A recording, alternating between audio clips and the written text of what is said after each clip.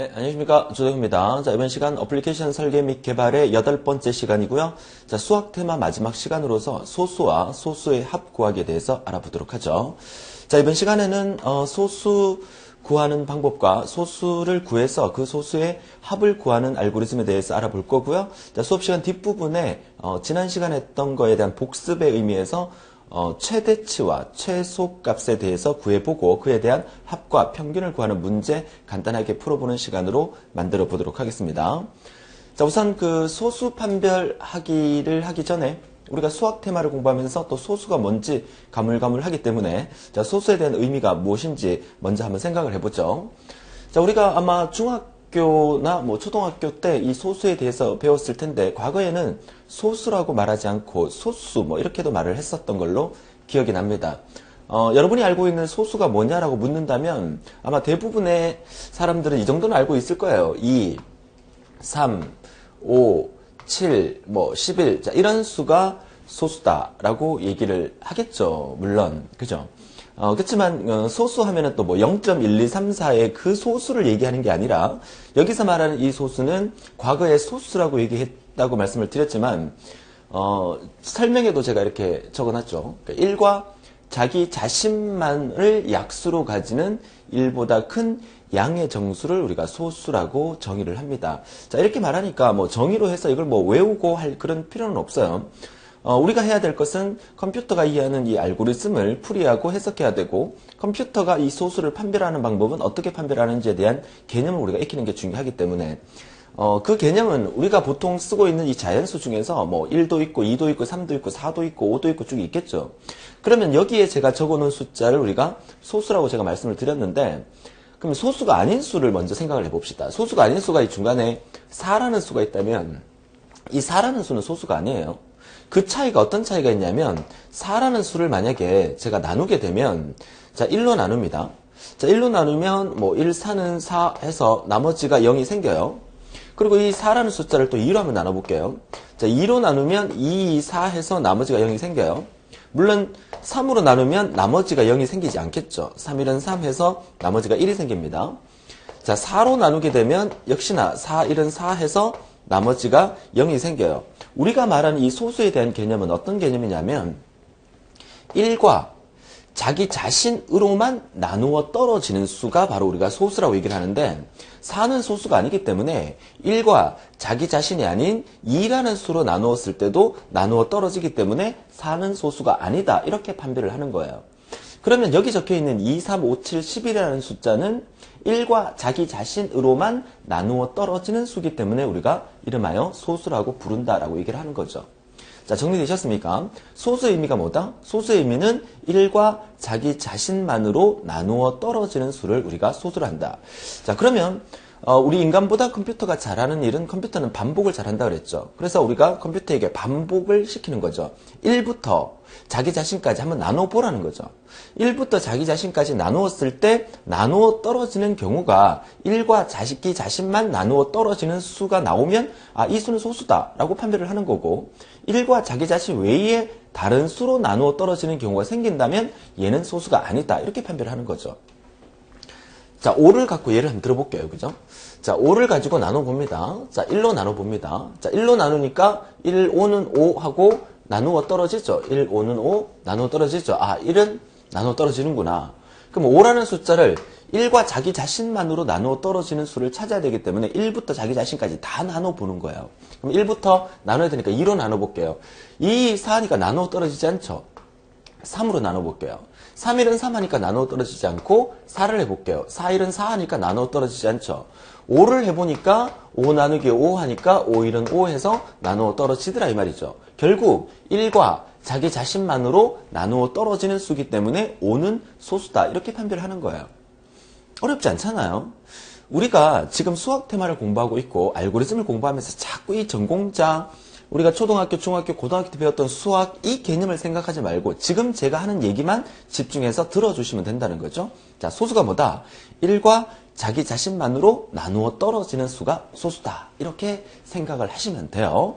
자, 그렇다면 지금 보고 계시는 이 플로우 차트는 자, 어떤 플로우 차트냐? 소수를 판별하는 플로우 차트다. 방금 제가 설명했던 내용이 이 안에 다 들어있는 거죠. 순서대로 살펴보면 임의의 수 A를 입력받았어요. 자, 소수 중에서 얼마를 입력받아 볼까요? 7을 입력받아 볼까요? 자, 7이라는 수를 입력받았다고 가정을 합니다. 그러면 우선 1과 자기 자신으로 나누어 떨어지는 수.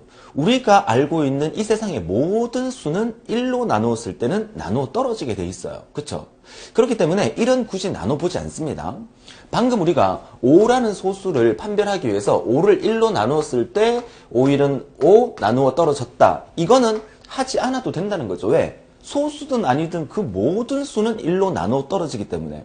그래서 제2의 초기치를 2로 잡아둔 것은 2로 나눠버리자. 2부터 7까지 나눠버리자. 만약에 9라는 수가 소수냐 아니냐를 판단하기 위해서는 2부터 9까지 나눠버리면 되는 거고, 10이라는 수가 소수인지 아닌지를 판단하고 싶으면 1부터 나눌 게 아니라 2부터 10까지 나눴을 때 나누어 떨어지는 것이 자기 자신으로만 나누어 떨어진다면 그게 소수가 되는 거죠. 정리가 되셨습니까? 그래서 제2의 초기치를 2로 잡아놓고 2부터 나눠보자는 얘기예요. A를 입력받았죠? A라는 수는 7이 될 수도 있고 8이 될 수도 있고 임의의 수를 입력받는 거예요. 그 수가 소수인지 아닌지를 판별하고 싶으니까. 그래서 A를 입력받아서 그 A를 뭘로 나눈다? 2부터 A까지 나눠주면 되죠. 자, A를 7을 입력받았으니까 2부터 7까지 나눠주면 되고, A를 만약에 5를 입력받았으면 2부터 5까지 나눠주면 되는 거야. 그랬을 때 자기 자신으로만 나누어 떨어지는 수를 찾아주면 되는 거죠. 1은 굳이 나눠볼 필요가 없기 때문에 제2의 초기치를 2로 주고, 우리는 어떤 과정을 한다? A를 j 로 나눴을 때 나머지가 0이냐를 판단해 주는 거죠. 자, MOD 함수에 대해서는 더 이상 설명을 안 해도 되겠죠.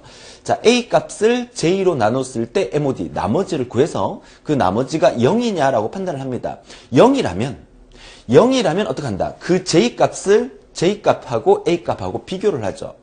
입력받은 수가 7이었어요.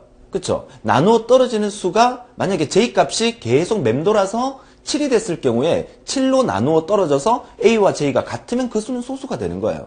만약에 그렇지 않은 경우에는, 자, 나누었을 때 나누어 떨어지는 경우에서 A와 J가 같지 않다는 얘기. 예를 들어서 처음에 4를 입력받았어요. 4를 입력받아서 2부터 나눈다 그랬죠? 2, 4 이렇게 나눴어요. 나누어 떨어졌죠? 나누어 떨어지는 순간 입력받은 수 이 입력받은 수 A와 이 J를 비교해보니까 이 A와 J가 같으냐라고 물었으니까 얘는 같지가 않잖아요. 같지가 않으면 소수가 아니란 얘기예요. 그쵸?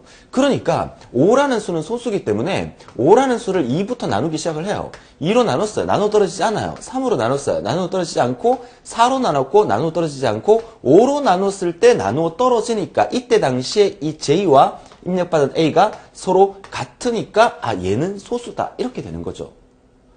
자, 정리가 되셨습니까? 자, 그런데 이 부분에서 J는 J 플러스 1이 하는 이 역할은 뭐예요? 얘가 이렇게 계속 반복된다는 얘기는 우리가 입력받은 수가 7이었어요. 우리가 해야 될 일은 2부터 시작해서 7까지 나눠줘야 되죠. 처음에는 7을 입력받았으면 7을 2로 나누고, 그 다음에는 3으로 나누고, 그 다음에 4로 나누고, 5로 나누고, 6으로 나눠서 7로 나눠주는 것까지 해줘야 된다는 거죠. 이 숫자를 2, 3, 4, 5, 6, 7까지, A까지 변화시켜주는 역할을 하는 게 바로 이 J는 J 플러스 1이 하는 역할이죠. J 값을 2부터 시작해서 입력받은 수 A까지 증가시켜줘야 되니까. 그래서 여기서 판단하는 것은 J는 J 플러스 1을 통해서 이 값을 계속 반복해서 만들어주게 되는 거죠. 그렇게 했을 때 마지막 입력받은 수 7과 J 값이 7이 되는 순간까지 나눠주게 되죠. 그렇게 했을 때는 무조건 나누어 떨어지겠죠. 자기 자신으로 나누면 무조건 나누어 떨어져요. 나누어 떨어졌을 때 그 A와 J가 같으면 그 수는 소수가 되고, 그렇지 않으면 소수가 아니다. 이렇게 판단을 하는 거죠. 자, 정리가 잘 되셨습니까? 자, 우리가 이 소수 구하기 부분에 대해서는 그렇게 어렵지가 않아요. 개념만 이해하시면 돼요. 자, 이 플로우 차트, 이 알고리즘을 들여다보는 순간 소수에 대한 개념을 모르면 도대체 이게 뭐 하는 거냐? 이렇게 생각할 수 있지만, 우리는 소수라는 것은 1과 자기 자신만을 약수로 가지는 1보다 큰 양의 정수를 의미하는 거기 때문에 이런 소수에서 제외를 시키고 2부터 시작해서 전체 수 중에서 1과 자기 자신만으로 나누어 떨어지는 수가 우리가 소수라고 부른다라고 얘기를 하는 거예요. 그쵸? 자, 정리되셨습니까? 자, 소수 판별하기 우리가 간단하게 정리를 했고요. 자, 실제 기출 문제를 통해서 한번 체크를 해보도록 하죠. 물론 우리 산업기사에서 이 정도의 문제가 출제되지는 않습니다. 너무 쉽기 때문에 기능사에서는 자주 출제됐던 문제이긴 합니다. 실제 기능사에서 출제됐던 문제고요. 임의의 수 A를 입력받아서 그 A라는 수가 소수이냐 소수가 아니냐를 판단하는 것 중에서 우리가 맨 먼저 기억해야 될 것은 어떤 의미를 기억해야 된다? 처음에 나누기 시작할 때 1부터 나누는 게 아니라 2부터 나눕니다. 2부터 시작해서 입력받은 수 A까지 자기 자신까지 나누기를 계속 실행하면서 나누어 떨어지는 경우가 딱 한 번 자기 자신으로만 나누어 떨어지는 경우가 발생하면 그 수는 소수가 되는 거고 중간에 한 번이라도 나누어 떨어지는 다른 수에 의해서 나누어 떨어지는 경우가 발생하면 소수가 아니다. 이렇게 판단을 하게 되는 거겠죠. 자, 그러면 자, J 값을 초계치를 주고요. 자, J는 J 플러스 1을 통해서 J 값을 증가시킵니다. 자, MOK와 NMG가 나왔다는 얘기는 목과 나머지를 구해야 되죠. 우리가 바로 앞 페이지에서 플로차트에서 봤을 때는 어떤 의미를 봤어요? MOD 함수를 이용해서 바로 나머지를 구해서 그 나머지가 0이냐라고 판단했는데 자, 이 문제는 조금 길게 풀이해서 쓰기 위해서 목과 나머지 구하는 식을 따로따로 넣어놨죠. 그쵸? 자, 이제는 우리가 목과 나머지 구하는 것은 아주 식은 죽 먹기로 쉽게 할 수 있겠죠. 자, 몫을 구할 때는 어떻게 합니까? 반드시 뭘 취해야 된다? 인트를 취해야 돼요. 그래서 자, 인트를 취해서 입력받은 수가 A였습니다. 그 A를 뭘로 나눈다? J로 나눠주면 되죠. 자, 입력받은 수 A를 J로 나누었을 때 인트를 취하게 되면 몫을 구할 수 있다. 이거 슬래시로 적어야 되겠죠? 나누기니까. 자, 입력받은 수 A를 J로 나누었을 때 인트를 취하면 우리가 몫을 구할 수 있고 그럼 나머지는 입력받은 수 A에서 방금 구했던 이 목에다가 곱하기 나누는 수 얼마 J를 곱해주게 되면 우리가 나머지를 구할 수 있어요. 자, 이 세 가지 과정을 우리는 줄여서 앞 페이지에서는 어떻게 했다? MOD 함수를 써서 A, J 했는 게 0이냐 이렇게 물어주는 게 이 세 가지 과정을 풀이해서 줄여서 이렇게 표현하고 얘를 풀이해서 세 단계로 만들 수 있다는 거죠. 문제 내기 좋으라고 이렇게도 나옵니다. 그렇죠? 뭐 이거는 뭐 2강, 3강, 4강을 통해서 우리가 수도 없이 했기 때문에 잘 이해하실 거라고 봅니다. 자, 그러면 목과 나머지를 구했어요. 그 나머지가 뭐냐? 나머지가 0이냐를 판단하겠죠. 4번 답은 이 꼴이 되겠네요. 자, 0이라고 판단했습니다. 나머지가 0일 때, 다시 말해서 나누어 떨어질 때 그 숫자가 입력받은 수와 나누는 수하고 같으냐라고 물어주는 거죠. 같으면 그 수가 소수가 되는 거고 그렇지 않으면 소수가 아니에요. 그렇죠? 여기 하살표 없다고 뭐라 하지 마세요. 그렇죠? 소수가 아니면 자, 여기서 이렇게 해서 끝내버려라. 이렇게 정리가 되는 거죠. 자, 그러면 이 문제에서 여러분들이 또 하나 이해해야 될 거. 이 1번 답, J의 초기치는 과연 얼마가 되느냐? J의 초기치는 얼마가 돼요? J의 초기치는 2가 돼야 되죠. 제가 말씀드리는 이 J의 초기치가 2가 돼야 된다. 이 말은 우리가 나누어야 될 수가 첫 번째는 얼마부터 나눠? 1부터 나눌 필요 없다 그랬죠. 2부터 나눠주면 돼요. 그쵸? 무조건 우리가 MOD A, J 했을 때 입력받은 수에서 2부터 나누기를 시작했을 때 나누어 떨어지는 수를 찾아주면 되는데 그러면 J가 첫 번째 들어와야 될 수는 2가 돼야 돼요. 어디에? 여기서 여러분들이 이 부분을 잘 기억해야 돼요. 우리가 처음에 나눠야 되는 이 J에다가 여기에 맨 처음에 뭐가 들어와야 돼? 2가 들어와야 돼. 이거를 기억하라는 얘기죠. 얘가 2가 되려 그러면 이 J가 뭐가 되면 돼? 2가 되면 된다는 거. 이거 앞에서 수도 없이 제가 반복해서 설명을 드렸던 부분이죠. 그쵸? 제가 2가 돼야 돼. 그러면 우변에 있는 이 J는 뭐가 돼야 돼? 얘가 1이 돼야만 1 플러스 1에서 2가 만들어지는 거예요. 그러니까 J의 초기치는 얼마? 1이 돼야 된다는 거죠. 그러니까 이걸 질문을 하는 거야. 앞 페이지에 선생님 J가 2부터 시작했는데 여기는 왜 J가 1부터 시작합니까? 이게 바로 선증과 후 처리에 대한 부분에 대한 얘기예요. 여기서 먼저 증가가 나오기 때문에 우리는 2를 만들어줘야 되기 때문에 J의 초기치는 1로 만들어준다. 이 정도는 우리가 가볍게 이제 해결할 수 있어야 된다는 얘기죠. 자, 어떻습니까? 자, 소수 판별하는 문제가 시험에 나오면 우리가 아싸 하고 맞출 수가 있겠죠. 가장 중요한 것은 소수에 대한 개념을 정리하는 게 중요하다. 소수에 대한 개념은 뭐야? 그쵸? 입력받은 임의의 수가 있으면 그 수가 1과 자기 자신만으로 나누어 떨어지는 수가 소수인데 실제로 플로 차트에서는 1부터 나누지는 않아요. 모두 소수이든 소수가 아니든 모든 수는 1로 나누어 떨어지기 때문에 2부터 시작을 했을 때 자기 자신만으로 나누어 떨어지는 수를 우리는 이름하여 소수라고 부른다. 그렇게 해서 플로 차트를 구성하면 컴퓨터는 잘 알아먹겠죠. 컴퓨터는 아주 기분 좋게 소수 바로바로 우리가 원하는 대로 구해주게 되겠죠. 아무리 큰 숫자를 넣더라도 컴퓨터는 이 과정을 엄청나게 빠른 속도로 반복할 수 있기 때문에 정확하게 소수가 뭔지를 판단을 해줄 수 있다. 이런 얘기가 되겠습니다.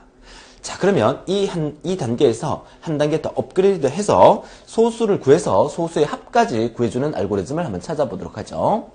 자, 소수의 합입니다. 조금 길어지고 있는데요. 자, 이 문제에서 요구하는 의미가 뭔지는 지문을 통해서 원래는 설명이 돼야 되지만 지금부터 제가 설명을 드릴게요. 여러분이 직접 한번 해결을 한번 해보는 연습도 필요하겠죠.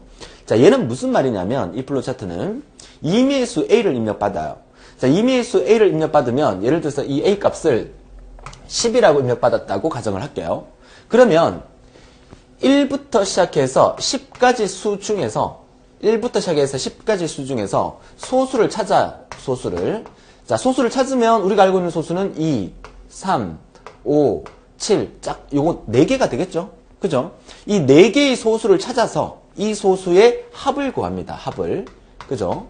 이 소수의 합을 구해요. 다 더하면 17이 되겠죠? 그러니까 합 17을 구하는 거야. 그래서 맨 마지막에 출력할 때 17을 출력하게끔 만들어주는 이 알고리즘이라고 생각을 하시면 돼요. 자, 이해할 수 있겠죠? 자, 앞에 2개의 플로 차트는 임의의 수 A를 입력받아서 그 수가 소수인지 아닌지를 판단하는 거였고, 이 플로 차트는 임의의 수 A, 10을 입력받았을 경우에 1부터 10까지 사이 수 중에서 소수를 구해서 그 소수의 합을 구하는 알고리즘이에요. 자, 문제 분석 들어가죠. 지금 지문으로 설명은 안 돼 있지만 실제 시험 문제에서 이 문제가 나왔다면 방금처럼 이렇게 지문으로서 설명을 해주게 돼 있어요. 그러니까 여러분들은 이 분석 단계가 훨씬 더 중요하다. 지금 이 플로 차트가 이 알고리즘이 도대체 무엇을 하게끔 하는 알고리즘이냐, 이걸 먼저 파악하고 난 다음에 문제를 해결하려고 덤벼 드려야 된다는 거죠. 그쵸? 자, 문제 이해했습니다. 자, 그러면 합계를 구해야 되니까 우리가 이거 합계 구하는 방법은 2 더하기 3 이거 구하고 난 다음에 소수를 구하고 난 다음에 얘네 다 더해서 17이라는 합계를 구한다 그러면 합계를 구하는 변수를 우리가 sum이라고 지정한다 그러면 합계 구하는 공식 어떻게 됩니까?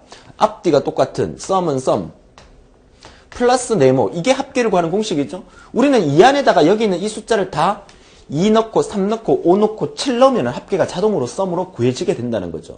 그러면 이 플로 차트 안에 뭐가 있어야 돼? 썸은 썸 플러스 뭐가 있어야 되겠죠. 그게 어디 있느냐를 먼저 눈으로 확인해 주는 거. 그쵸?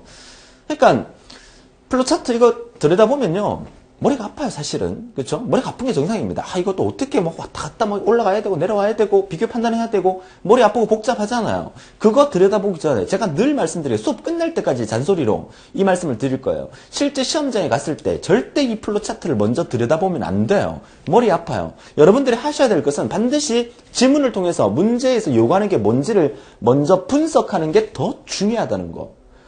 그래서 제가 시험 치러 갈 때 항상 그 책받침을 하나 들고 가라. 책받침을 들고 가도 되는지 모르겠습니다만은, 그죠? 아니면 뭐 수험표 있잖아요, 수험표. 수험표 책상 위에 올려놓잖아요. 수험표로 얘를 먼저 딱 가려놓고 문제 지문을 거의 한 10분, 20분 읽어봐야 됩니다. 시간은 충분하니까. 읽어보고 난 다음에 이 내용을 다 분석하고 난 다음에 분석이 끝났다. 자, 이제 문제에서 요구하는 게 뭔지 알겠다. 이랬을 때 플로 차트를 들여다보면 그 플로 차트가 너무너무 쉽고 간단하게 보일 수 있다는 거예요. 그쵸? 자, 좋아요. 분석을 해보겠습니다. 자, A를 입력받았어요. 자, 10을 입력받았다고 가정할게요. 자, 썸의 초기치는 0이에요. 어떤 수의 이 누적 합계를 구할 때는 여기서 첫 번째 우리는 2를 넣어야 된단 말이죠. 그러면 이 2가 최종적으로 여기에 누계로 들어갈 때는 이 썸의 초기치는 항상 0으로 잡혀있는 경우가 대부분이에요. 물론 우리가 지난번 피보나치 수열 공부할 때 피보나치 수열에서는 개차 수열했습니까? 앞에 있는 두 수를 더해서 세 번째 수부터 만들어내고 있기 때문에, 그쵸? 세 번째 수부터 만들어내고 있기 때문에 앞에 있는 두 수를 썸에다가 미리 넣어놓고 하기 때문에 썸의 초기치를 뭐 2로 잡아주는 경우가 있었습니다. 하지만 기본적으로 대부분은 여기에 어떤 수를 넣을 때마다 누계가 들어간다면 썸의 초기치는 대부분 0으로부터 시작을 합니다. 그쵸? 자, 썸의 초기치를 0으로 잡아뒀어요. 그 다음에 K 값을 만들어서 K가 어디에 사용되는 건지는 아직 모르겠지만 K의 초기치를 2로 잡아놓고 J의 초기치도 2로 잡아놨어요. 그리고 내려와서 나눕니다. K를 J로 나눕니다. K를 J로 나눴을 때 나누어 떨어지느냐를 물었죠. 그러면 K를 J로 나눴으니까 K 값의 초기치도 2였고 J 값의 초기치도 2였어요. 그러면 2를 2로 나눴을 때 나누어 떨어지겠죠. 그때 당시에 K와 J가 같으냐라고 물었어요.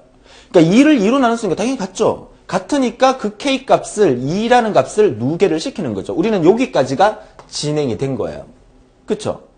자, 그리고 내려왔습니다. K가 아직 A보다 작으냐라고 물었죠. K가 A보다 작으면 아예 10까지 안 왔다는 얘기죠.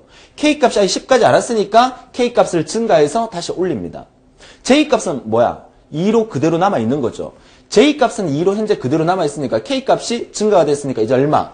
K 값이 3으로 증가가 되죠. 이번에는 J로 나누니까 2로 나누게 되겠죠. 우리 지금 뭘 하고 있는 겁니까? 우리 지금 뭘 하고 있는 거죠? 우리는 입력받은 수가 10이면 1부터 10 사이의 수 중에서 소수를 가려내는 거잖아요. 근데 아까 앞에서 말씀드렸죠. 1부터 10개의 수에서 소수를 가려낼 때 1부터는 하지 않아요. 그쵸? 2부터만 하면 돼요. 1은 무조건 나누어 떨어지기 때문에 2부터 하면 돼요. 그래서 2부터 시작을 한 거예요. 그 다음에 2가 증가돼서 K값이 증가되니까 K값이 3으로 바뀌죠. 이제 3으로 나눠 본다는 거죠. 자, 그 개념에서 우리가 1부터 10까지 수 중에서 실제로 해야 될 것은 2부터 10까지 수 중에서 소수를 판별하면 되기 때문에 K값을 2로 증가시켜서 다시 올라가요. 그러면 이제 2라는 숫자는 소수라는 게 판별이 됐어요. 2라는 숫자가 여기서 소수라는 판별이 됐기 때문에 썸 안에 누계를 시켰습니다. 그러면 3이라는 숫자가 이번에는 소수인지 아닌지를 판별해 봐야 되겠죠. K값을 증가시켜서 J를 뭘로 나눈다? 2로 나누게 되는 거죠. 그러면 3을 2로 나눴을 때 나누어 떨어지죠. 그럼 어떻게 돼요? 3도 소수가 되는 거죠. 그때 K하고 J하고 같으냐고 물었을 때 같으니까 소수가 맞죠. 그러면 3이라는 값도 썸에 누계를 시키게 되죠. 자, 이제 소수가 아닌 4가 만들어집니다. 자, 내려와서 다시 K값을 뭘로? 4로 증가시켜서 올라갑니다. K값이 4로 증가시켜서 올라갔을 경우에 이제 4가 소수냐 아니냐를 판단하게 되는 거죠. 4를 뭘로? J값 2였으니까 2로 나눕니다. 4를 2로 나누니까 나누어 떨어지죠. 4를 2로 나누니까 나누어 떨어지니까 이쪽으로 갔는데 K하고 J하고 같으냐? 4하고 2하고 같으냐고 보니까 같지가 않잖아요. 그쵸? 같지가 않으면 얘는 소수가 아니야. 소수가 아니기 때문에 NO 하면서 떨어지면서 누계를 구하지 않고 그냥 통과해버려요. 그쵸? 자, 그리고 다시 내려왔을 때 K값 증가시켜서 K값을 5로 바꾸고 다시 올라갑니다. 결국 첫 번째 K값을 2부터 시작을 해서 2를 2로 나누었을 때 나누어 떨어지는 순간 2와 2가 같으니까 얘는 소수야. 그죠? 그 다음에 K값 증가시켜서 3을 만든 다음에 3을 2로 나누니까 나누어 떨어지지 않아요. 3을 2로 나누니까 나누어 떨어지지 않으니까 올라가서 J값을 바꿔서 또 한 번 3을 3으로 나누게 돼요. 그 3을 3으로 나누니까 나누어 떨어지죠. 그럼 3도 소수예요. 근데 K값을 4로 만들어서 처음에 2부터 나누죠. 4를 2로 나누니까 나누어 떨어져 버렸어요. 그리고 올라가서 K하고 J하고 같으냐고 물었으니까 같지가 않죠. 같지가 않으니까 소수가 아니니까 누계하지 않고 다시 올라가 버리는 거죠. 자, 그 원리를 다시 한번 우리가 플로차트를 들여다보고 있지만 그 원리를 다시 한번 생각해 보면 우리가 해야 될 일은 입력받은 수가 10이에요. 그죠? 10이면 1부터 할 필요는 없고 2부터 10까지 수 중에서 소수를 먼저 판별을 해요. 첫 번째 2라는 수를 만들어요. K값으로 만들고 있죠. K값을 2라는 수로 만들어요. J값은 나누는 수가 되는 거예요. 첫 번째 2를 J값 2로 나누니까 2는 2 하니까 바로 나누어 떨어져요. 나누어 떨어지는 순간 2와 2, K와 J가 서로 같으니까 얘는 소수예요.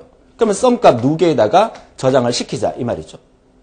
자, 그리고 K값을 증가시켜요. 3으로 바꿔요. 3으로 바꿔서 첫 번째 2로 나눕니다. 나누어 떨어지지가 않죠. 3으로 나눠요. 나누어 떨어집니다. 3, 1은 3. 그죠? 그러니까 나누어 떨어지는 경우가 자기 자신에 딱 한 번만 생겼죠. 아, 3도 소수구나 하고 누계를 시켜요. 어디서? 여기서. 누계를 시켜요. 자, 그 다음에 K값 증가시킵니다. 4로 증가시켰어요. 4로 증가시켜서 처음에 또 J값 2부터 나누기 시작을 합니다. 자, 4 해서 나누어 떨어져 버리죠. 나누어 떨어져 버리니까 나누어 떨어지는 순간 4하고 2하고 같으냐라고 물었죠. K = J 여기서. 같으냐고 물었어요. 같지가 않죠. 그럼 얘는 소수가 아니야. 소수가 아니기 때문에 플러스 4는 더하지를 않아요. 더하지 않고 통과해버려요. 그리고 난 다음에 다시 K값 증가시켜서 또 5를 나눕니다. 5를 나누니까 2 나누어 떨어지지 않아요. 3 나누어 떨어지지 않아요. 4 나누어 떨어지지 않아요. 5 나누어 떨어지죠. 5, 1은 5. 그럴 경우에 나누어 떨어지는 순간 5와 5가 같다고 판단을 하니까 5는 소수구나. 그럼 플러스 5를 하게 되는 거죠. 자, 이 원리로 진행되는 거예요. 자, 다시 정리합니다. 자, 썸의 초기치를 0으로 잡았어요. 자, K의 초기치는 2부터 잡았어요. 여기서 2부터 나눠줄 거니까 1부터는 굳이 할 필요 없으니까. 자, 나누는 수는 J도 역시 2부터 나누게 됩니다. 자, K와 J를 나눴을 때 나누어 떨어지는 순간 K하고 J하고 같으냐? 같으면 소수니까 누계를 구해주고, 같지 않으면 소수가 아니니까 누계 구하지 말고 통과해버려라. 그리고 올라가면서 다음 거 계산해야 되니까 K값 3으로 증가시키고 4로 증가시키고 5로 증가시켜서 최종 10까지 A 입력받은 수가 10이라면 10까지 증가시켜 보겠죠. J가 증가되는 것은 나누어 떨어지지 않을 때 그 다음 수를 나눠봐야 되니까, 나누어 떨어지지 않을 때 그 다음 수를 나눠봐야 되니까 J값을 하나씩 증가시켜 주는 거죠. 너무 쉽지 않습니까? 그래서 이 과정을 언제까지 한다? K가 A보다 작은 수면 계속 올라가라는 얘기예요. 그죠? 입력받은 수가 10이었으니까 K가 10보다 작은 수가 얼마야? 9죠? 선생님 원래 10까지 해야 되는 거 아닙니까? 맞아요. 10까지 해야 돼요. 그러면 K가 10보다 작은 수는 얼마?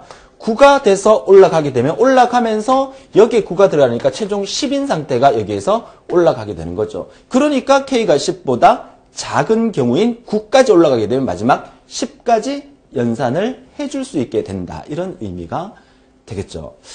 자, 소수 구하기 문제가 우리 시험에 우리 정보처리 기사, 산업기사에서 자주 출제되지는 않고 또 한 번도 출제된 적은 없어요. 하지만 이 소수 구하기 원리를 알아야 우리가 다음 테마에서 공부하게 되는 진법 연산에 도움이 되십니다. 진법 연산은 항상 2로 나누고 2로 나누고 팔진수는 8로 나누고 8로 나누고 계속 나누는 과정을 반복하기 때문에 다음 시간부터 공부하게 될 진법 테마의 기초적인 의미에서 제가 이 수학 테마 마지막에 소수의 합에 대한 부분을 넣어놓게 된 겁니다. 자, 이해할 수 있겠죠? 그래서 소수 구하기가 우리 시험에는 나올 가망성은 거의 없습니다만은 이걸 기초로 해서 다음 시간부터 공부하게 될 진법 연산에서 여러분들이 반드시 나눗셈의 의미를 잘 정리하셔서 진법 테마에서는 우리 기사산업기사에서 자주 출제되는 파트라고 볼 수가 있겠어요. 그쵸? 자, 이제는 이번 시간이 지나게 되면 이제 본격적으로 우리가 정보처리 기사와 산업기사에서 출제되는 그런 알고리즘을 보시게 될 겁니다. 그쵸? 자, 이번 시간에 준비한 내용은 여기까지인데 너무 빨리 끝나는 것 같아서 자, 지난 시간에 공부했던 합계 그리고 최대치와 최대값과 최소값 구하는 부분을 복습하는 의미에서 응용된 문제 하나를 같이 풀어보고 이번 시간 마무리하도록 하죠. 자, 이 문제는 상당히 좋은 문제입니다. 제가 봤을 때도 상당히 좋은 문제예요. 좋은 문제인데 2005년 마지막 시험부터 우리가 지금 치고 있는 형태로 시험이 제도가 변화됐어요. 여러분들은 뭐 그 운이 좋은지 모르겠지만 2005년 이전에는 실제로 우리 정보처리 기사, 산업기사 실기시험이 컴퓨터 앞에 앉아서 컴퓨터로 프로그래밍을 직접 해서 구현을 하는 형태로 시험을 쳤었어요. 자, 그러다가 2005년 마지막 시험부터 제도가 필답형 주관식으로 40지 선다형에서 답을 넣는 형태로 시험 제도가 바뀌었죠. 2005년 마지막 시험부터였습니다. 그러면 한국산업인력공단 측에서 2005년 마지막 시험부터 문제를 이렇게 출제하겠다 하고 예시로 낸 문제예요. 그러니까 실제로 시험에 출제된 것은 기사에서는 출제된 적이 없지만 역시나 이 문제는 기능사에서는 진짜 단골로 많이 출제됐던 거예요. 자, 이 문제는 우리가 어떤 의미에서 파악을 해야 되냐면 가장 중요한 것은 제가 이따가 설명드리겠지만 이 갈로 2번과 갈로 3번 답에 대한 부분이 이 문제에서 가장 핵심 키포인트다라고 말씀을 드리는데 이 문제를 해결하기 위해서는 여러분들이 몇 가지 알아야 될 사항들이 좀 있어요. 근데 이 문제를 그냥 단순 암기식으로 우리가 지금까지 알고리즘을 공부해 왔다면 이 문제 해결 못합니다.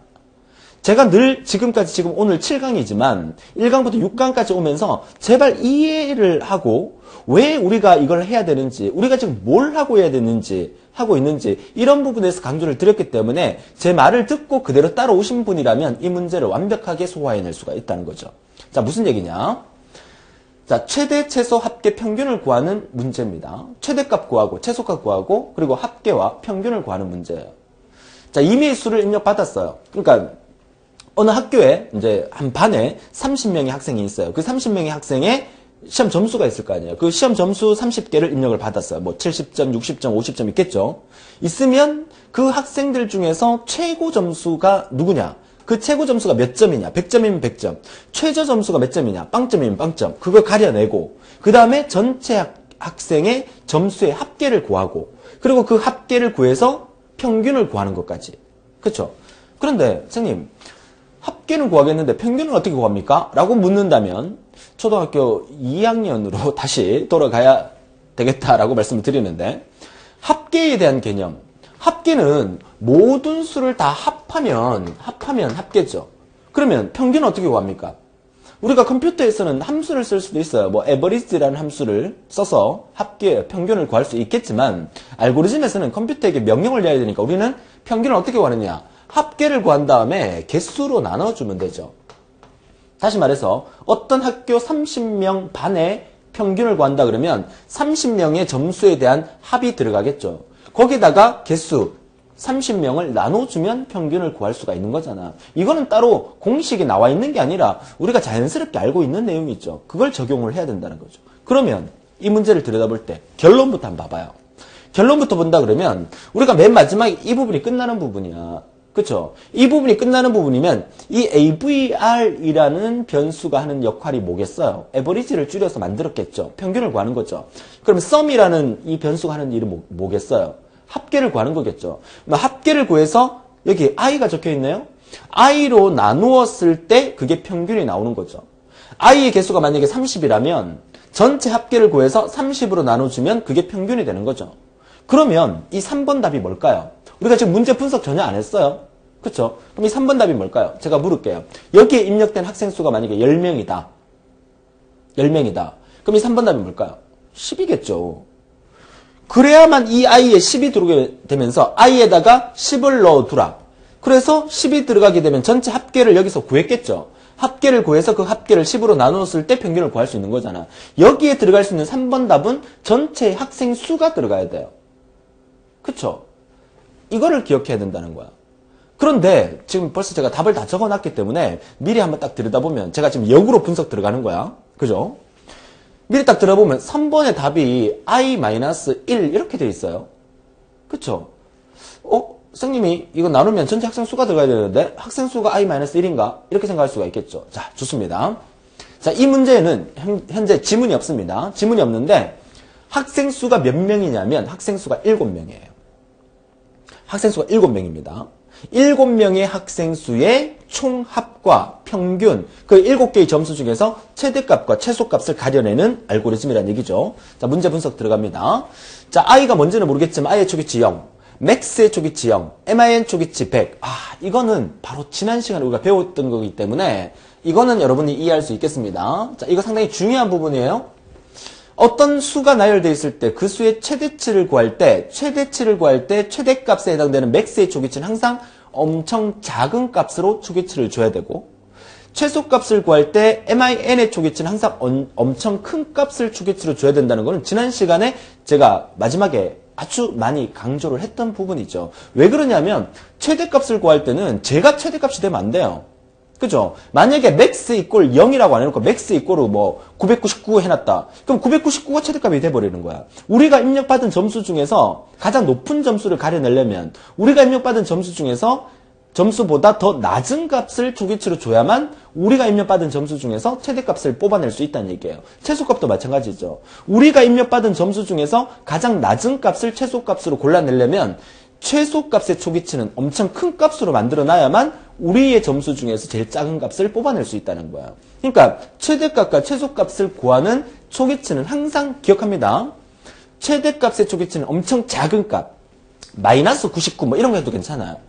최소값의 초기치는 항상 엄청 큰 값, 뭐 999 플러스 999 이렇게 해도 괜찮아요. 근데 여기서 0과 100으로 만들어 놓은 이유는 아마도 이 플로 차트에는 학교 시험 점수인 것 같아요. 그쵸? 점수 중에서 가장 높은 점수가 100점이고 점수 중에서 가장 낮은 점수가 빵점이기 때문에 0과 100을 초기치로 만들어 둔 거예요. 그쵸? 그러면 말 나온 김에 지난 시간에 배웠던 거 복습하는 의미에서 최대치와 최소값 구하는 부분만 한번 찾아볼까요? 자, 최대값 구하는 부분이 어디예요? 이 부분이죠. 자, 이 부분이 최대값을 구하는 부분이고, 자, 아래쪽에 이 부분이 최소값을 구하는 부분이에요. 모양이 선생님 좀 다른데요? 우리는 지난 시간에 최대값 구하는 게 마름모 모양이 이렇게 해서 이렇게 공부를 했는데, 자, 이렇게, 그죠? 지난 시간에 공부했던 거죠. 자, 이쪽이 yes고, 이쪽이 no라면, 이렇게 공부를 했잖아요. 얘를 이렇게 쭉 빼서 옆으로 돌려놓은 거야. 그죠? 그림이 조금 달라졌다고 해서 이해를 못하면 안 되겠죠? 자, 무슨 말이냐? 맥스 안에 들어있는 이 값과 갈로 4번에 있는 값과 비교했을 때 얘가 더 작으면 yes. 얘가 더 작으면 어떻게 해? 얘보다 얘가 작으니까 얘가 큰 값이죠. 그러면 그 얘를 여기다 넣어라 이 말이죠. 그러면 4번 답은 뭐야? S갈로 I. 여기에 나와 있으니까 이 값을 그대로 넣어주면 되죠. S갈로 I라고 하는 것은 배열이 만들어져 있겠구나. 배열이 이렇게 만들어져 있구나. 이렇게. 우리가 7개의 데이터라고 말씀드렸죠. 하나, 둘, 셋, 넷, 다섯, 여섯, 일곱 딱 맞네요. 그쵸? 첫 번째 70점 들어있고, 그 다음에 60점, 그 다음에 100점, 그 다음에 50점, 70점, 60점, 40점, 이렇게 숫자가 들어있겠죠. 그러니까 이 첫 번째 방 이름을 우리가 이 배열 이름이 S라면 S갈로 1번 방, 이 방 이름이 S갈로 2번 방, 이렇게 되는 거죠. 그쵸? 자, 마지막 방 이름이 S갈로 7번 방, 이렇게 되는 거죠. 그래서 이거 전체를 부를 때 S갈로 I방이라고 부르고, I 값을 1, 2, 3, 4, 5로 증가시키게 되면 S갈로 1번 방부터 S갈로 7번 방까지 만들어지는 배열이에요. 이 안에 숫자가 이렇게 7개가 들어있다는 얘기야. 그러니까 결국 S갈로 I방 안에 들어있는 것을 맥스에 넣어주면 돼요. 어떻게? 다시 맥스방 안에 들어있는 값과 S갈로 I방 안에 들어있는 값과 비교했을 때 S갈로 I방보다 맥스가 더 작으면 S갈로 I방에 있는 게 큰 거잖아. 그 큰 거를 맥스에다가 넣어두겠다. 이렇게 되는 거죠. 이게 최대값 구하는 공식이에요. 4번 답은 뭐야? S갈로 I. 자, 이렇게 되는 거고. 그럼 최소값 구할게요. 자, 최소값은 S갈로 I방에 있는 거와 최소값 변수 min하고 비교했을 때 얘가 더 작으면 얘보다 얘가 더 작으면 얘가 최소값이잖아. 얘가 작은 값이잖아. 그럴 경우에 S갈로 I방 안에 들어있는 거를 어디에다가 min에다가 넣어주라. 이 두 가지는 지난 시간에 우리가 공식처럼 외워도 된다 하고 기억했던 부분이기 때문에 이거 틀리면 안 된다는 거죠. 이 정도는 충분히 할 수 있겠죠. 우리는 뭘 구했다? 최대와 최소 구하는 거는 끝났어요. 자, 합계 구하는 거 찾아볼까요? 합계 구하는 공식은 뭐예요? sum은 sum 플러스 네모. 자, 합계 구하는 변수, sum으로 만들어져 있네. 그쵸? 6번 답이 뭐겠어요? sum은 sum 플러스 네모. 이게 6번 답이에요. sum은 sum 플러스 네모인데, 우리는 지금 뭐의 합계를 구할 거야? 여기 있는 이 합계를 구할 거죠. 이거 전체를 이름하여 뭐라 불러? S갈로 I라 부르죠. S갈로 I방 안에 있는 거에 누계를 구하라. 그럼 여기 답은 S갈로 I가 되겠죠. 자, I 값이 1부터 들어오면서 S갈로 1번 방에 있는 것을 누계시켜라. S갈로 2번 방에 있는 것을 누계시켜라. I 값을 1부터 7까지 증가만 시켜준다면 1번 방에 있는 70, 2번 방에 있는 60, 3번 방에 있는 100 얘네들을 누계를 시켜서 썸을 구해낼 수 있다는 거죠. 그러면 6번 단도 우리가 쉽게 해결할 수가 있는 부분이에요. S갈로 I를 이용을 해서. 결국 그러면 여기에서도 S갈로 I가 사용됐고 여기서도 S갈로 I가 사용됐는데 이 I가 하는 일은 뭐야? 이 과정이 반복되면서 I 값을 1부터 7까지 증가시켜주면 되는 거죠. 그러면 I 값을 1부터 7까지 증가시켜주려면 I는 I 플러스 1이 있어야 되죠. 그쵸? I는 I 플러스 1이 어디 있어요? 쭉 찾아보니까 없어요. 그죠? 그럼 어딘가 들어가 있겠죠? 1번 답이 뭐겠어요? 1번 답이 I는 I 플러스 1이 들어갈 자리가 되겠죠. 자, I는 I 플러스 1. I는 I 플러스 1. I 값을 1, 2, 3, 4, 5로 증가시켜 주는 거예요. 그러면 우리가 이 알고리즘이 처음부터 쭉 진행되면서 이 첫 번째 이 I에 들어갈 자리가 1이 들어가야 되죠. S갈로 1번 방 안에 있는 얘를 갖고 와서 계산을 해야 되니까 여기에 1이 들어가려면 쭉 올라갔을 때 I 값은 1이 돼야 돼. 그럼 뭐가? 이 I가 1이 돼야 돼. 그쵸? 이 I가 1이 되려면 I의 초기치는 뭐가 돼야 돼? 0이 돼야 돼. 왜? 이 0이 이쪽 우변에 들어오면서 처음 탄생되는 I가 1이 되는 거니까. 그래서 I의 초기치는 0이 되는 거야. 여기서 I는 I 플러스를 통해서 I 값을 처음에 1부터 만들었어요. 그러니까 이 I가 하는 일은 뭐야? 이 I가 하는 일은 1부터 우리가 7개의 데이터라고 말씀드렸으니까 1부터 7까지 변해줘야 된다는 거죠. 자, 정리가 되셨습니까? 자, 그러면 이 안에서 우리가 해야 될 일은 뭐야?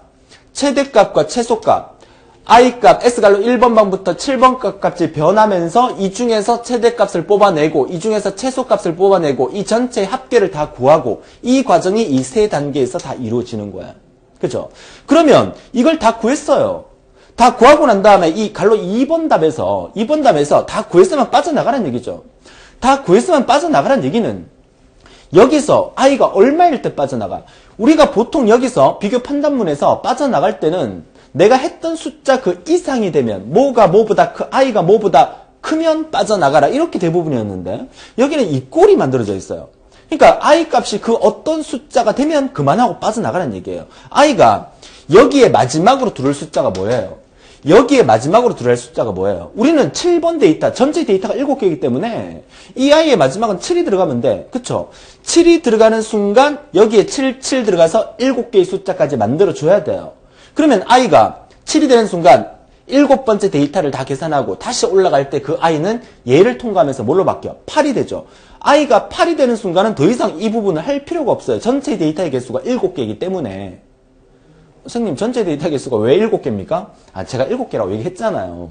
7개라고 가정한다면, 만약에 전체 데이터 개수가 10개라면, 여기에 마지막에 i는 마지막으로 10이 들어가줘야 돼요. 그러면, 전체 데이터 개수가 7개니까, 여기에 마지막으로 7이 들어가줘야 되죠? 여기에 S갈로 i 자리에 7이 들어가줘야 돼요? 그러면 7개까지 하고 난 다음에 돌아갔을 때 i는 뭐로 바뀌어? 8로 바뀌죠? 그럼 i가 8이 되는 순간은 더 이상 이거 하면 안 돼요. 더 이상 이거 하면 안 되니까 일로 빠져나가야 된단 말이야. 끝내러 가야 된단 말이야. 그러니까 2번 답은 뭐야? 8이 돼야 된다는 거죠. i가 8이 되는 순간 더 이상 이 짓 하지 말고 나가버려라. 정리되셨습니까? 자, i가 8이 되는 순간 이 짓 안 하고 빠져나왔어요. 그러면 여기서 i는 8이 된 상태에서 넘어온 거예요. 그쵸? 근데 이 문제에서 가장 하이라이트가 이 부분이라고 제가 말씀드렸잖아요. 그러면 생각해 보세요. 우리가 마지막에 뭘 구해야 돼? 평균을 구해야 돼요. 평균은 어떻게 구합니까? 합계를 구한 다음에 나누기 개수로 나눠주면 된다 그랬죠. 우리 이 전체 데이터 개수가 몇 개라 그랬어요? 이 전체 데이터 개수가 7개라 그랬죠. 그러면 여기에 이 마지막에 썸 나누기 i에서 이 i 값이 얼마가 돼야 돼? 7이 돼야 돼요. 그러면 이 3번 답이 뭐가 돼야 되냐면 7이 돼야 돼. i에다가 7을 넣어두라. 그래서 그 7을 여기서 나눠줘라. 그래서 썸 나누기 7에서 평균 AVR을 구하는 거예요. 그래서 3번 답은 7이었어요. 답항을 막 뒤졌어요. 7이 없어요. 그게 문제라는 거죠. 이 3번 답은 틀리면 7 맞아요. 그렇죠? 3번 답은 7인데도 불구하고 답항을 뒤져보니까 답항 40개 중에 7이 없었다는 거야. 그러면 우리가 어떻게 해야 돼? 선생님, 교수님, 감독위원님, 문제 잘못됐습니다. 라고 얘기를 해야 되겠죠. 근데 문제 잘못된 거 아니야. 7을 우리가 만들어줘야 돼. 그쵸? 정답이 보이기 때문에 여러분이 이해하셨을 겁니다. 마지막에 8이 넘어온 거잖아. 8이 넘어왔으니까 이 i를 7로 만들어줘야 돼. 이 i를 7로 만들어주기 위해서는 현재 i 값 넘어온 게 8이기 때문에 3번 답은 i는 i-1, i-1을 통해서 이 i에 뭐가 들어가는 거야? 이 8이 들어가게 되는 거죠. 이 8이 들어가면서 8-1에서 최종 i는 7이 만들어지고 그 7이 여기에 들어가면서 전체의 평균이 만들어지는 거야. 그래서 3번 답이 i-1이었다는 거죠. 그쵸? 실제 이 문제가 기능사에서 출제됐을 때 학생들이 가장 많이 틀렸던 부분이 이 부분이죠. 이 부분이 난 7이라고 생각했는데 7이 답항이 없는 거야. 그래서 아무거나 막 찍는 거야. 이 원리를 이용한다면, 이 원리를 이해한다면 이 3번 답이 i-1이었다는 사실을 누구나 쉽게 찾을 수가 있을 겁니다. 그런데 기능사에서 이 문제가 상당히 많이 출제됐다고 그랬었죠. 그래서 몇 달 지나고 난 다음에 이 문제가 기능사에서 한 번 더 출제가 됐어요. 2006년인가 2007년인가 그때 한 번 더 출제가 됐어요.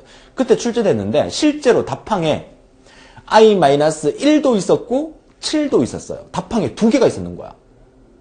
그래서 학생들은 대부분 7로 했겠죠. 그냥 대충 공부한 사람 7로 했을 겁니다. 근데 조금 공부한 사람에게도 i-를 적었을 거예요. 답항에 i도 있고 i-를 2개 쓰는 거야. 그래서 기능사 시험 문제에서 이거를 둘 다 정답으로 취급해 줬었습니다.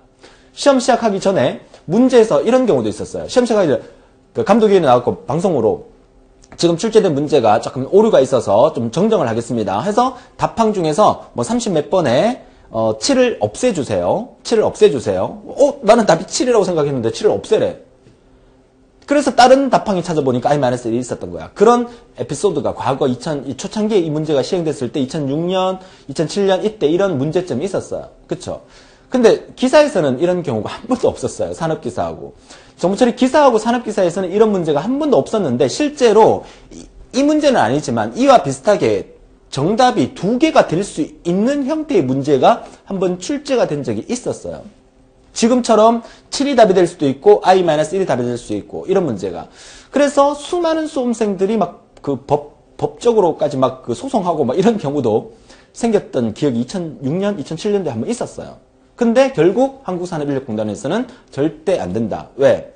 출제자의 의도는 I-1을 통해서 I 값을 만들어내는 과정을 그렸는 의도이기 때문에 7이라는 값은 들어갈 수 없다. 이렇게 그죠? 단언을 해버렸어요. 그래서 수많은 학생들이 이 한 문제 때문에 눈물을 머금고 그 다음 시험을 쳐야 됐던 그런 경우도 있습니다. 우리는 과거는 잊어버리고 여러분이 칠 시험을 생각해 보세요. 여러분이 칠 시험에서 만약에 이런 경우가 발생하면 역시나 절대로 답 정정이 안 됩니다. 여러분 스스로가 이게 답이 될 수 있고 이게 답이 될 수 있는 거 아닙니까? 라고 따지지 마세요. 항상 문제에서 지문을 꼼꼼하게 읽어보면서 출제자의 의도가 어떤 의도인가? 그리고 두 번째는 알고리즘을 표현할 때 어떻게 표현하는 게 가장 효율적인가? 이걸 따져봐야 돼. 그러면 효율적인 측면에서 한번 따져봅시다.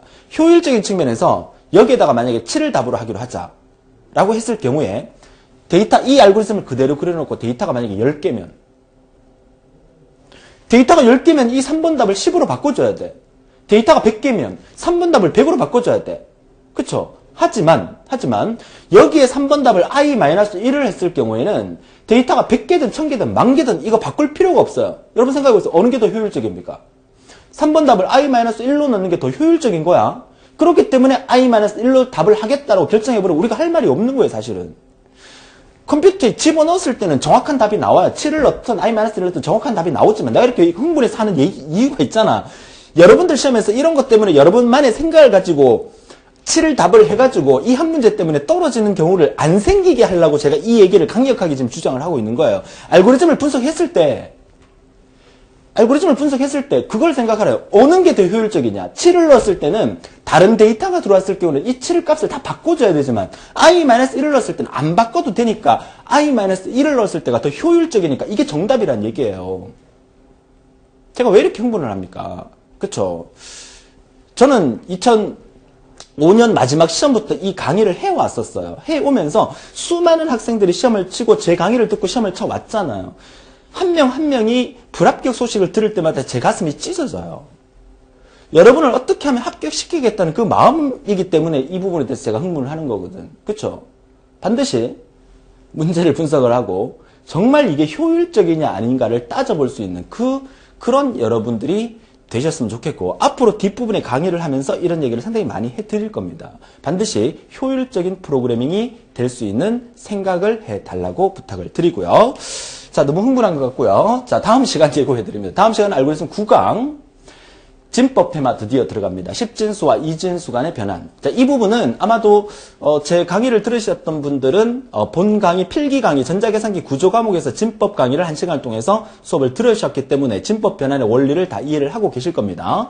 자, 근데 그 필기 시험 자체에서 이제 진법 변환 관련 문제가 최근 들어서 시험 문제 안 나오기 때문에 어떤 강의에서 이 진법 변환을 빼버리는 경우가 종종 있습니다. 근데 실기까지 이어지려면 필기 강의에서도 진법 변환에 대한 수업이 약간은 있어야 되지 않겠나 싶어서 제가 필기에 넣어놨기 때문에 기본적으로 진법 변환 알고 계실 거지만 또 그렇다고 해서 또 필기를 또 다른 경로로 이용해서 공부를 하고 또 합격하신 분들이 계시기 때문에 그분들을 위해서 또 진법 변환이 개념이 어떤 건지를 다시 한번 간단하게 설명을 드리고 진법 변환의 10진수와 2진수 변환하는 관계에 대해서 알고리즘은 또 어떻게 표현되는지 또 다음 시간에 설명을 드리도록 하겠습니다. 자, 이번 시간 고생 많으셨고요. 반드시 여러분들이 합격하실 수 있으니까 어떻게 하면 손쉽게 또 한 번에 합격할 수 있는지 개념 잡으시면서 한 강 한 강 재미있게 열심히 따라와 주신다면 반드시 노력한 대가는 있다는 거 말씀드리면서 오늘도 즐거운 하루 되시고 다음 시간에 뵙겠습니다. 수고하셨습니다.